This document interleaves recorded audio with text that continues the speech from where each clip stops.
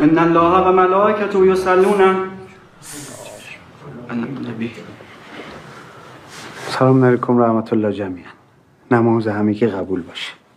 طبق روال سه‌شنبه ها شرح حدیث داریم با هم دیگه، ولی من میبینم جمعیتمون اونقدر زیاد نیست که احتیاجی به بلندگو و میکروفون و اینا باشه. بخش خواهرانم که در دست تعمیره. من از برادرها خواهش میکنم همینطوری جمع بشیم پای منبر گفتگو رو شروع کنیم. یا الله بفرمایید.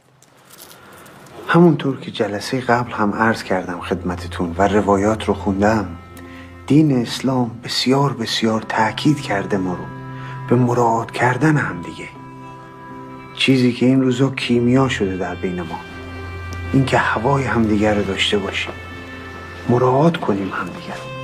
میخوام یه حدیث بخونم براتون از رسول الله صلی الله علیه و آله.